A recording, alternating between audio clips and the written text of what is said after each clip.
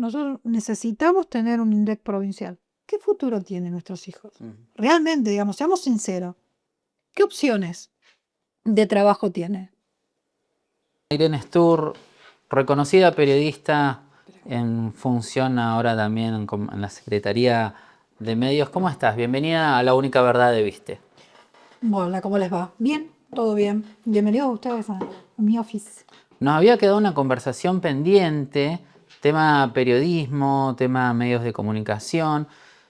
Vos atravesaste muchísimas etapas del periodismo. ¿Cómo crees que estamos hoy?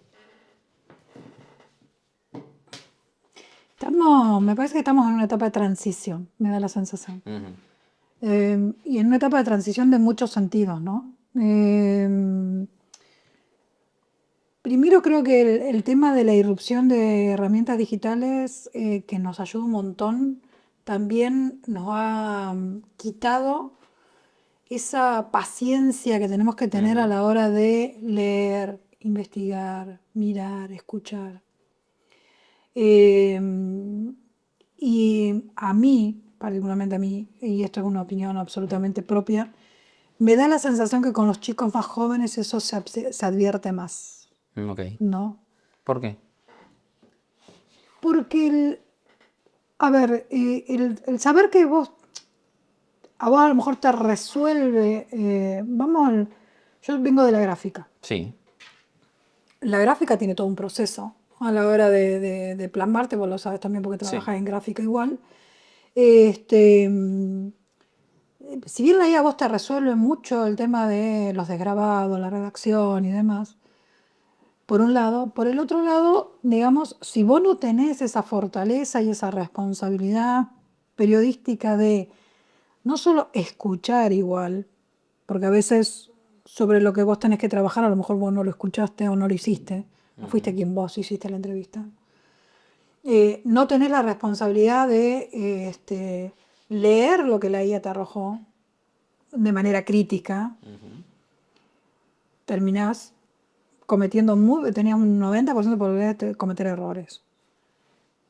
Y si uno observa, cuando uno va mirando, se cometen muchos errores y creo que me ha pasado, digamos, yo dice, la IA lo hace, ¿para qué lo voy a hacer yo? Sí. Está bien, la IA lo hace, pero vos tenés que no solo saber decirle a la IA lo que tiene que hacer, sino además vos controlar lo que te hizo. Y creo que es un proceso de transición que en algún momento, a mí me da la sensación que en algún momento va a ser como una cuestión redonda, ¿no? No que vamos a volver a lo pasado, pero sí que va a haber un mix en revalorizar lo pasado para que justamente que el presente sea mejor.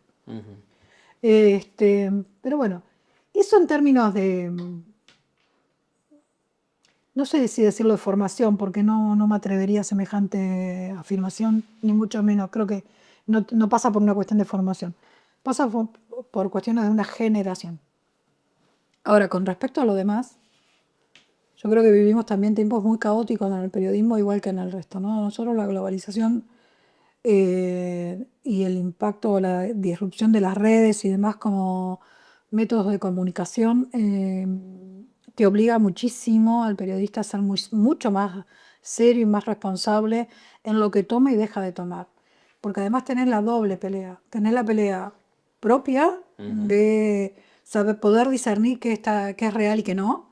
Y para poder discernirlo te obliga a investigar. Y la otra pelea que es hacerle entender a la gente que te escucha o que te sigue o que te escribe o que te lee de que eso que está ahí es una fake news. Que lo que está en las redes no necesariamente es verdad. Entonces, es una dificultad. Lo tenemos como personas, cuando a veces los ataques son personales, y a esto me refiero no a uno como periodista, sino a cualquier persona que le suceda que le hagan un scratch en redes, y a lo mejor son falsos. Pero como periodistas nos sucede un montón, nos ponen en desafío y en evidencia a veces. Es mucho más fácil igual instalar una fake news que salir a desmentirla. Que instalarla de mentira. ¿Cómo? Que instalarla de mentira. Claro, digo, es más fácil instalar una fake news que salir a Por eso, desmentirla, porque la gente es se más queda con la fácil, fake por news. eso, ¿Sí? exactamente. Se viraliza mucho más rápido que después digamos, te cuesta después viralizar de que no es así. A veces se logra, pero muy pocas veces. Si vos comparás en un 100, qué sé yo, no sé si llega al 10% a la vez que vos lográs que la desmentida equipare la velocidad con la que la mentira ganó terreno.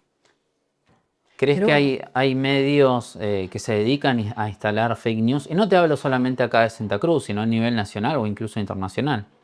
No sé, Cambridge Analytica dejó en claro de que Rusia, por ejemplo, estaba interviniendo en las elecciones de Estados Unidos. sí, a ver, hay medios que instalan fake news. ¿Son medios? O sea, si vos me preguntas, ¿vos Para mí crees? no. Por eso, si vos me preguntas, ¿vos crees que hay medios que instalan fake news? Yo te digo que no. Porque los que instalan las fake news no son medios de comunicación. Como tal, con la responsabilidad que conlleva ser un medio de comunicación. Y la responsabilidad periodística que significa un medio de comunicación. Que hay, obviamente, gente que se dedica a instalar fake news en las redes o en otras áreas, sí, completamente. ¿Pasa acá en Santa Cruz eso, crees? Obvio, pasa en Gallego, pasa en Santa Cruz, pasa en la Argentina. Sí, sí. Nosotros en Santa Cruz, yo no sé si alguna gente se habrá dado cuenta, digamos, pero uno que lo entra a mirar con una mirada, la cantidad de páginas de redes sociales que aparecen como medio de comunicación, con nombre divino, todo muy bien presentado, eh, que no sabes ni quién es, ni a quién responde, y que instalan fake news muchas veces, porque a veces lo que hacen es, te dicen una cuestión que es cierta y tres que son mentiras. Sí. Entonces, hacen que vos pongas en juego la credibilidad a las personas, estoy hablando como ciudadano. Pero acá es impresionante. En los últimos 2 años, la cantidad, si vos te aparece un medio, ¿no? Una página de Facebook como medio de comunicación. Si te vas al perfil, creada en 2024, creada en 2025. Mucho bot pagado también para sumar Sí, seguidores. yo no puedo, digamos, el tema de la voz pagada, digamos, viste que además Facebook, por ejemplo, te cambió los algoritmos y ahora Sí. por más que vos pagues con el objetivo de ganar seguidores, la verdad que la cantidad de seguidores que ganas son ínfimos. O sea, ha cambiado bastante justamente para evitar esto. Pero, pero igual, digamos, se sirven y encuentran los vericuetos para servirse para difundir. Y además tener a veces una misma noticia replicada por 5 o 6 de estos pseudos medios que te la ponen y te la instalan. Y esa noticia muchas veces no es real. ¿Y O es una deformación de la realidad. crees que esas noticias o al menos esos titulares también están buscados para generar una reacción, sobre todo para reafirmar un sesgo que pueda llegar a tener un lector? Sí. ¿Qué otro objetivo tendría? O sea, ¿para qué vos te tomarías el trabajo de deformar la realidad? Ujú. O de hacer creer algo que no es. Si no es para un objetivo propio o de ese sector que está detrás de ese pseudomedio para instalar una cuestión que no es. Yo creo que sí, yo creo que en estos tiempos el ciudadano está muy bombardeado de información o de este tipo de información y bueno, cuesta. De todas maneras, yo me he puesto mucho en los últimos tiempos hasta dónde las redes sociales son solamente el medio de comunicación de la gente. Ujú. Porque el otro desafío que tenemos nosotros como periodistas es que la gente nos vuelva a escuchar o nos vuelva a leer. En términos de, digo, la saturación de cuestiones de este tipo de acciones en las redes sociales también ha hecho que mucha gente deje de ver las redes sociales. O las vea para ver videitos, para ver Claro. cosas más mundanas, más digamos, apartadas de lo cotidiano, que para informarse. Antes vos entrabas en Facebook no solo para ver lo que hacía tu familia, fueron los primeros Que eran los contactos, primeros o objetivos igual los primeros también. objetivos, tus amigos, y tener esa interacción con ellos. Después comenzó a irrumpir el tema de los medios de comunicación, que eran los medios conocidos que volcaban a las redes. Entonces entraban a los medios para conocer o te empezaban a aparecer, y ahora ya es un bombardeo total y absoluto. Y cuando se encontró que el anonimato de las redes sociales era un hermoso paraguas para decir o hacer cualquier cosa sin tener responsabilidad de eso, peor todavía. Entonces yo creo que, o me he encontrado yo con mucha gente que la verdad que las redes sociales la utiliza más, o busca las redes sociales que están para eso, el TikTok o algunas otras que están. Hay muchas nuevas, yo todavía no me ayorné, me van a disculpar, la edad me mató. Pero que están más dedicadas a cuestiones de entretenimiento Sí. que a comunicación. Y vos lo ves que los chicos y gente grande que ya no mira tanto eso. Y eso para nosotros también como periodistas, tiene que llamarnos a la reflexión y a pensar en cómo volvés a llegar a esa gente que a lo mejor por una cuestión económica no compra un diario, Sí. o sí escucha radio, pero dejó digamos, de tener la vía de la comunicación online es más exigua en términos de la información real. Entonces digo, es interesante. Por eso, insisto, estamos en un periodo de transición. ¿Puede volver el lector también a los medios tradicionales, crees vos? ¿O ya una batalla perdida? No, para mí no es una batalla perdida. Y no lo va a hacer. Ujú.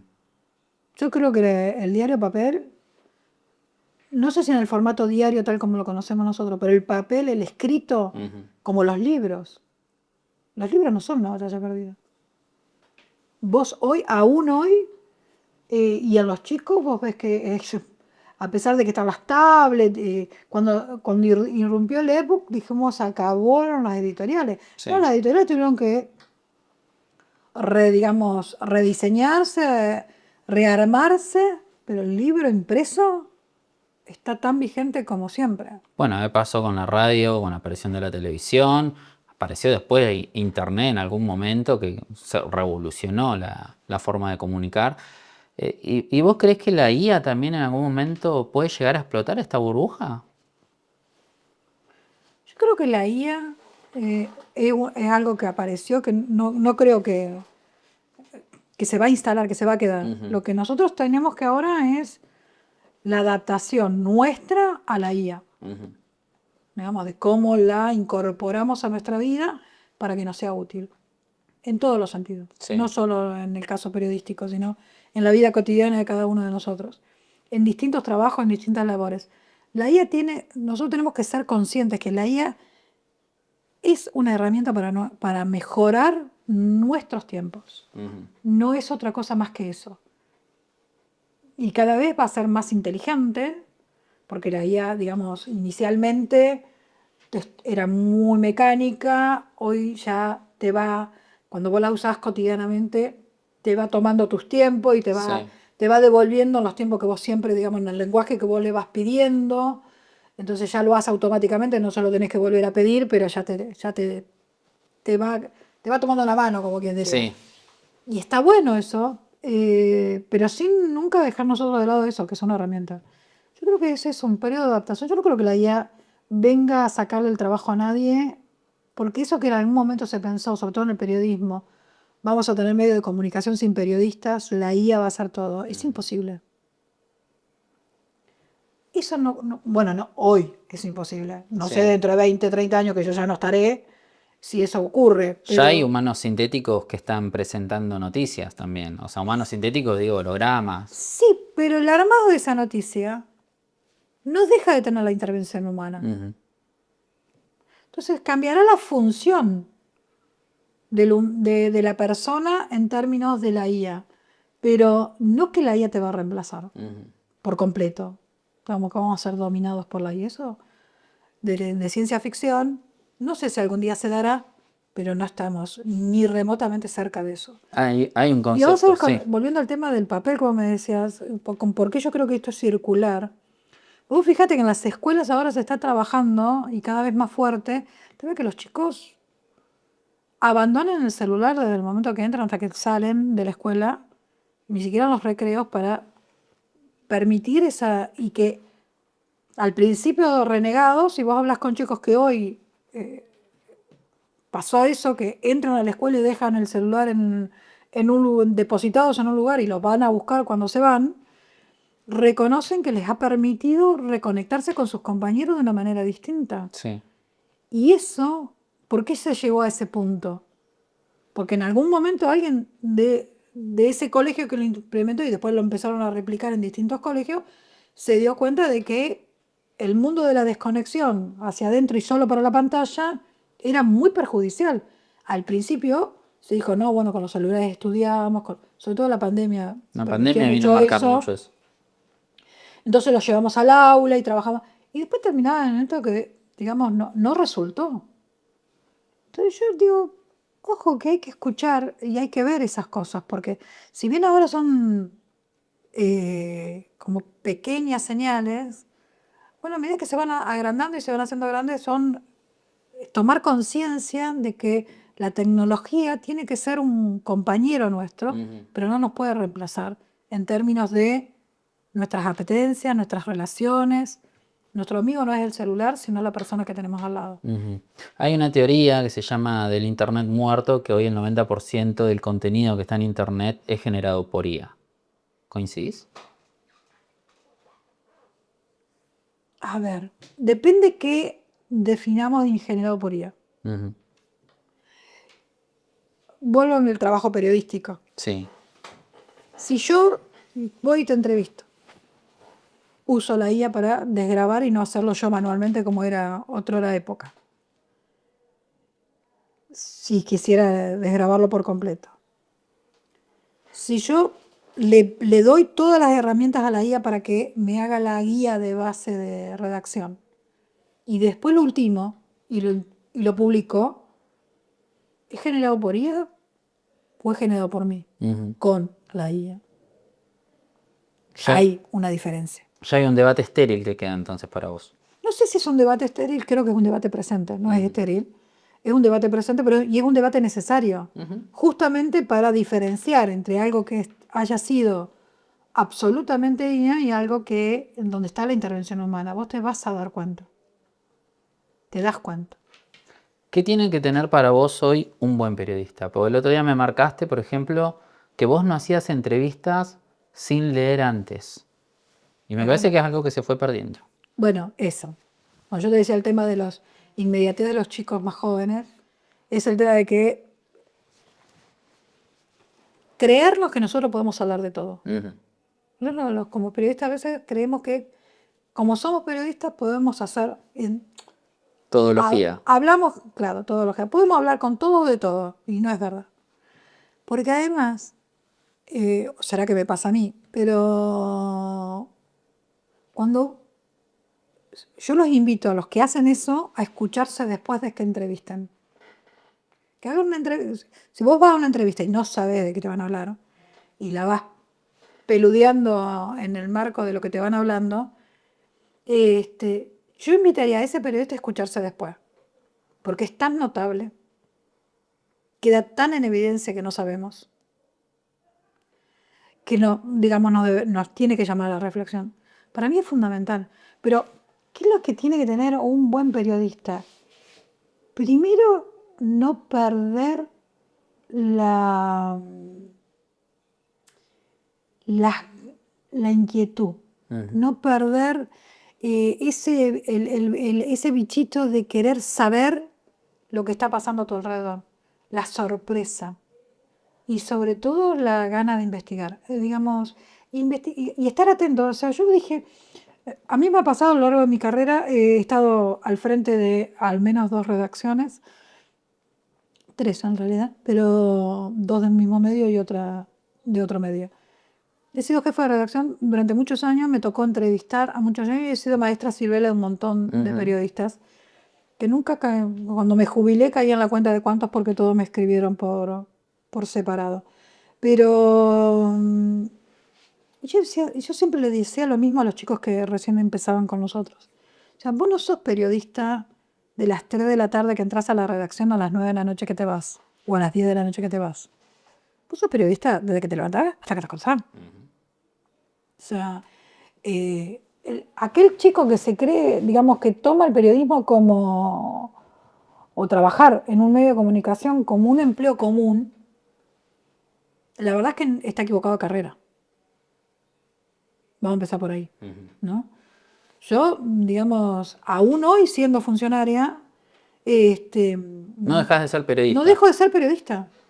No dejo de ser periodista, porque además es una cuestión, a mí me ha pasado, digamos, estar sentada en un café enterándome de cosas y traducir. Me ha pasado de estar en reuniones de amigos y salir a relucir un tema que me llama la atención, me queda ahí picando en la cabeza y que después me pongo a averiguar de qué se trata. Y termino encontrando una noticia. No puede, si vos sos periodista, en el caso nuestro, ¿no? Yo siempre lo decía, si a vos te pasa el choque en la esquina de tu casa, es natural que vayas a ver qué pasó. Sí. Y si no es tu área, que le avises a tu compañero, che, mirá, hay un choque, pasó un choque en la esquina de casa, mandar un mensaje ahora que es tan fácil. Si vos estás adentro de tu casa y pasó el choque o la marcha o lo que fuese y te quedaste adentro de tu casa, bueno, algo te está pasando en términos de como periodista, ¿no? Irene, yo seguí tu última etapa en la Opinión Austral, estabas muy dedicada al tema de la producción Y la economía. y la economía. ¿Qué te llevó a eso o por qué? No siempre me gustó. Fue natural. Siempre me gustó. Yo, mis inicios de carrera, ya, a ver, que es la otra discusión que tenemos en el periodismo entre los idóneos y los formados. Okay. No, yo soy idónea, ¿okay? Yo no estudié para el periodismo, me formé trabajando como periodista. O sea, sí busqué formarme, pero no estudié en la universidad para ser periodista. Mi carrera universitaria comenzó como ingeniera en construcciones. Siempre los números me encantaron. Bueno, la carrera me llevó en un momento determinado a decir, esto no es lo mío, porque estar en el medio de una obra nunca me gustó, así que dije, por acá no es lo mío. Cursé ciencias económicas y después, bueno, la vida y las circunstancias me llevaron a tener que abandonar y me vine a vivir al sur. Y acá en el sur, bueno, siempre fui muy curiosa, que es la base principal de un periodista, ¿no? Entonces, mis primeras armas como periodista acá tuvo que ver con la historia, porque además siempre me gustó la historia también, nada que ver una cosa con la otra, ¿no? La historia de Río Gallegos, por ejemplo, y de Santa Cruz es muy rica, muy interesante, sobre todo porque demarca el esfuerzo que hemos perdido hoy como sociedad, dicho sea de paso. Y ver carteles, viste que todavía quedan algunos carteles que se pusieron creo que en la época de Freddy, que decía, acá estaba la panadería tanto, acá Sí. estaba la primera canilla de no sé qué. Y yo cuando tuve la oportunidad de trabajar en la Cámara de Diputados con el diputado Lafuente, y trabajaba con el grupo de asesores del Bloque Radical en ese momento, que había personas maravillosas. Y muchos de esos interesados también en la historia. Entonces yo pues, decía, y me terminaba encontrando con esa historia. ¿De qué había detrás de ese cartel, digamos? ¿Cuál había sido la historia de esa panadería, de esa canilla de agua? Sí. Y eso me llevó a escribir. Mis primeras cuestiones cercanías con el periodismo tuvo que ver con un suplemento que yo sé que se llamaba Hablando de la Nuestra, que primero lo hice como programa de TV, recopilando fotos, haciendo entrevistas a gente que conocía la historia, y después lo llevé al escrito, digamos, a todos esos guiones, y después empecé a trabajar en Tiempo Sur. Fue mi primer... No sabía que habías estado en tiempo. estuve en todos los diarios. Estuve en Tiempo Sur, ahí escribía de información general y de cultura. Pero a mí siempre me interesó la economía. Y después desembarqué en Prensa Libre. Primero arranqué también en Info General y en primero haciendo los suplementos, después estuve como redactora y al poco tiempo me ofrecieron la jefatura de redacción. Ahí yo ya escribía política y económica, básicamente. Igual es como un salto natural, ¿no? Empezar Info General, dar el salto a política. Yo calculo que sí, porque debe ser. Uno cree que es el sector, el rubro más simple y no lo es. Pero bueno, no importa, son percepciones. Pero para mí siempre me interesó la economía y la producción, siempre me interesó, aún lejos del periodismo. Siempre fueron cosas que me llamaron. El petróleo es algo que siempre me llamó la atención en términos de su significado. Sí, sobre todo en Santa Cruz. Sobre todo después, bueno, en Santa Cruz, yo todavía no estaba en Santa Cruz. Pero para mí fue natural, fue natural. Ahora, siempre lo traté con mucho respeto esos temas. Sí encuentro que tendríamos que tener más periodistas, creo que ahora hay un poco más, pero creo que la singularidad respecto de mi artículo es que poca gente se dedicaba a eso. No por otra historia. Traté de hacer siempre lo mejor posible, pero bueno. ¿Te tocó atravesar los años 90 acá en Santa Cruz? Sí, claro. ¿Cómo era hacer periodismo en esa época? Yo empecé en el periodismo finalizando la época del 90, lo viví como ciudadana, una época del 90. Fue difícil, creo que nosotros, yo llegué a Santa Cruz en pleno proceso de juicio político.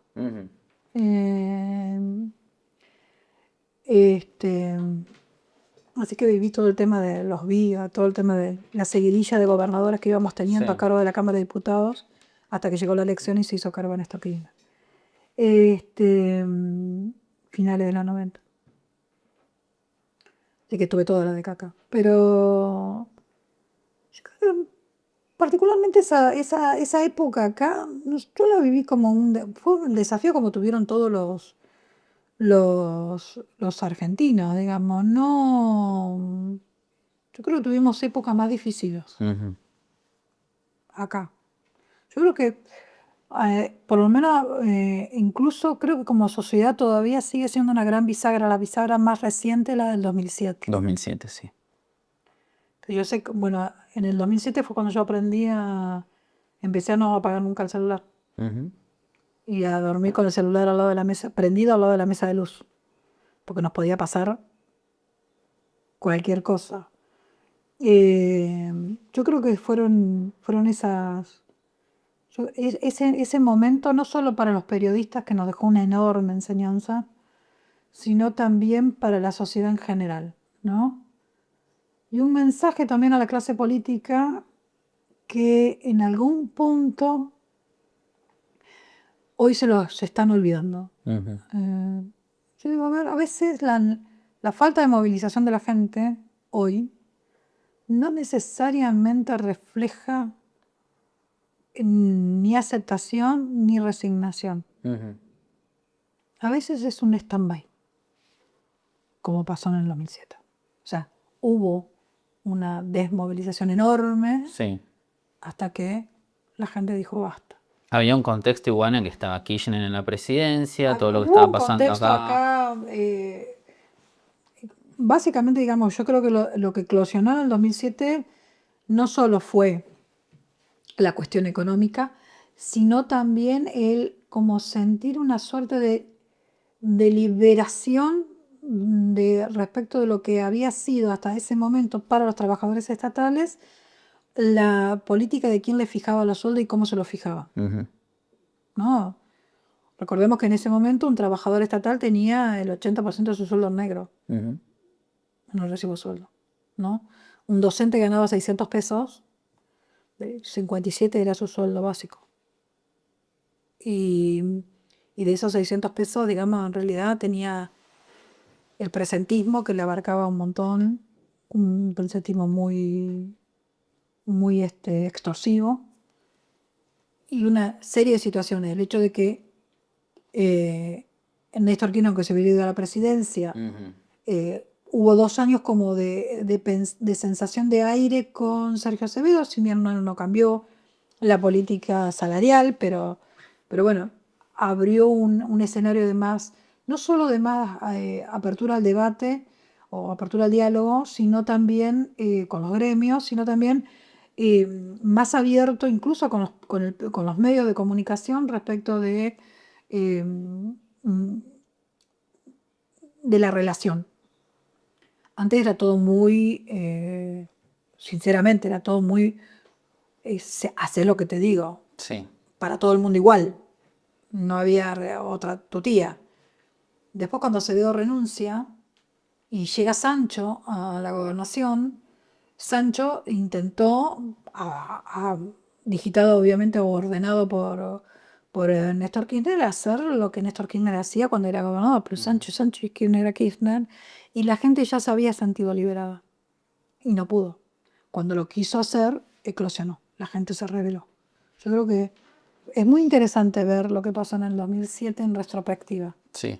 Muy interesante. De hecho, aparecen también actores políticos que en la siguiente década fueron importantes. No sé, Eduardo Costa. Bueno, sí, claro. Claro, dio lugar a eso. Más allá de que, bueno, después nosotros tenemos un problema en Santa Cruz que creo que también es, no sé si social, es cultural, digo, en el término de cómo hacemos la política, ¿no? O cómo vemos nosotros que debe ser la política, o esperamos de la política, que te lleva a ser igual que el resto, digamos, en general, Sí. ¿no? Siempre hay excepciones y creo que particularmente en este gobierno las hay. Pero también es un análisis interesante. Pero bueno, qué sé yo, nosotros tenemos una sociedad muy particular, que es difícil de comparar con otras. Incluso en gallegos tenemos una sociedad completamente distinta a la de Caleta. ¿Por qué? ¿Qué ves en la ciudad? Gallegos yo no sé si porque es una ciudad que está, el empleo público, ya sea municipal, provincial y nacional, está todo concentrado acá. Somos una ciudad donde el empleo público es el 80% de la actividad que existe en la localidad. Caleta es una ciudad en la que está atravesada por lo productivo, Sí. más allá de que tiene también un caudal de empleo público en términos de municipio muy importante. Pero la idiosincrasia de los dos pueblos son absolutamente distintos. Caleta es una ciudad, una sociedad que está acostumbrada a salir a la calle para reclamar. Ujú. Viste que ahora, gracias a Dios, afortunadamente, los cortes de El ruta corte de ruta, te iba a son mencionar. menos, pero en una época Caleta era, vos tenías las agrupaciones que hacían como, lo voy a decir, no era virtualmente así, pero parecía así, porque desactivaban un corte de ruta hoy y a las 12 del mediodía y a las 6 de la tarde había otro grupo haciendo el mismo corte de ruta. O sea, era una cosa, y pasaban las agrupaciones y el corte de ruta parecía eterno, pero no eran la misma gente, sino eran distintas agrupaciones. Entonces tiene una idiosincrasia de reclamo como mucho más arraigada. No sé si ahora exactamente está igual, pero bueno, yo estuve con la redacción de La Opinión Austral de Zona Norte Zona mucho Norte. tiempo, entonces me involucraba mucho en lo que era Caleta Olivia. ¿Estuviste físicamente allá en Zona Norte? No, estuve un tiempo nada más. O sea, iba y venía. Ok. No me instalé. Pero siempre ha sido muy... La zona norte es muy distinta a la zona sur. Bueno, después tenemos una realidad completamente diferente en Calafate, donde es una ciudad donde la actividad estatal es prácticamente invisible en términos de peso de actividad económica, porque ahí el turismo es es lo que vale. Entonces, digo, no es fácil, digamos, entender la provincia de Santa Cruz no lo podés entender. Por eso yo siempre, volviendo a mi métier de la economía, siempre me molesto y me sigue molestando que el INDEC, cuando te mide inflación, desocupación, pobreza, lo hacen gallegos. No es para nada representativo del resto de la provincia, pero para nada representativo. Entonces, se está trabajando y espero que llegue a buen puerto el hecho de nosotros necesitamos tener un INDEC provincial. O sea, ya un IPEC provincial. Una estadística provincial que nos permita, porque las realidades de nuestras comunidades son realmente muy diferentes. El año que viene hay elecciones por fuera de la cuestión política. ¿A vos te interesa cubrir elecciones? Cuando tocaba el acto electoral, ¿te gustaba cubrirlo o no? No, ¿O no? No, a nadie. no. A mí sí analizar la elección. Ujú. Siempre me gustó y siempre hice eso. El Al día análisis, siguiente, el lunes. esa misma noche el primer análisis y después, números en mano, el análisis posterior. Ujú. Sí me interesa la elección, también la perspectiva, ¿no? Analizar cómo ha sido numéricamente la elección en los derroteros y a las encuestas no les creo. Ujú. Pero bueno, sí, esa parte de la elección sí me gusta, siempre me gustó. La cobertura del acto eleccionario, la verdad, es casi como rutinaria. Sí. Cuando vos ya cubriste más de una elección, si cubriste 2 o 3, en mi caso debo haber cubierto por lo menos 8 o 9, es muy rutinaria. Te levantás, la apertura de Hasta las mesa, preguntas el primer son más o menos la voto, misma. ir a ver a los principales candidatos que van a votar y que no pueden decir demasiado porque ¿qué va a pasar? No pueden romper la veda, entonces no hay mucho para decir. ¿Dónde va a esperar los ¿Dónde resultados? vas a Esa esperar los pregunta ya es resultados? odiosa. Sí, claro, convocar a los votantes que se acerquen, cómo ve el actual escenario, y viene todo tranquilo. No hay mucho para, salvo que se arme de barajuste y que ahí está, le dé el color a la elección, pero al acto eleccionario. Pero no, la verdad es que no, el acto eleccionario no es algo que a mí me interese demasiado. ¿Y la del año que viene, crees que va a ser interesante o una elección más? ¿Va a tener algún otro color, alguna otra condición? ¿En qué términos? Me Políticos. lo preguntas. ¿Políticos? No, la elección va a tener el color de la política de siempre y después que siempre tiene. Es definitoria, es una elección general donde nosotros elegimos gobernador, elegimos intendente, elegimos diputado, elegimos concejales. Yo aspiro a que la gente afiance y profundice su mirada ciudadana a la hora de elegir. ¿No? Siempre lo dije como periodista y lo digo ahora aún siendo funcionaria. Yo creo que la importancia que la gente le tiene que dar al acto eleccionario es así. O sea, a mí no me interesa cubrirlo, pero sí le tengo mucho respeto al acto eleccionario. Y creo que la responsabilidad a la hora que nosotros tengamos que votar esté demostrada, esté a la par. Digamos, el voto en blanco, por ejemplo, de la gente me parece un horror, un horror. Vos no podés no votar, no podés no votar. Porque es tu principal herramienta a la hora de... Entonces, nada, yo creo que la gente el año que viene va a volver a tener una decisión que tomar entre dos modelos completamente diferentes. Y que tiene que, y espero y aspiro que lo haga pensando en el futuro que quiere para sus hijos. Yo particularmente, el futuro de un Estado colapsado y pretendiendo que el Estado me resuelva lo que hoy no me puede resolver, ni me lo va a resolver en términos de darme un trabajo, darme un subsidio, darme un beneficio, todo a costa del erario público, yo no lo quiero más. Por eso estoy en este gobierno. Pero me parece que además no tiene futuro. No tiene futuro. Si nosotros no apostamos a algo distinto, si Santa Cruz no se plantea como sociedad, y acá ya por fuera de los partidos políticos, Sí, sí. si los santacruceños no nos planteamos como sociedad que tenemos que caminar hacia un modelo de transformación económica por fuera de la renta estatal, o sea, por fuera del Estado, no vamos a cambiar. No tenemos futuro. O sea, nosotros capaz que sí, nuestros hijos no. Pensemos, un chico que hoy se recibe del secundario, ¿qué opciones de trabajo tiene en Santa Cruz si no quiere ir a estudiar? Cuando hablo de ir a estudiar, puede ser acá mismo o en otra ciudad, pero estudiar una carrera. ¿Qué futuro tienen nuestros hijos?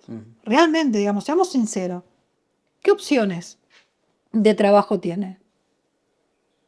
Si nosotros no hacemos la transformación necesaria para que esas opciones sean múltiples y dignas, que les permita, que les dé la oportunidad de crecer, no lo vamos a hacer. Ahora, ese cambio no se hace ni en un año ni en dos. Nosotros venimos de décadas de un modelo en donde el Estado resolvía todo, donde teníamos el papá Estado que nos resolvía todo. Salir de ese modelo, por un modelo productivo, Santa Cruz perdió innumerables oportunidades de desarrollarse, teniendo toda la plata para poder hacerlo. Bueno, hoy no tenés la plata, tenés que precisamente gestionar para que esas inversiones lleguen. Bueno, pero si no hacemos lo que tenemos que hacer para que tengamos la oportunidad que esas inversiones lleguen, no van a llegar nunca.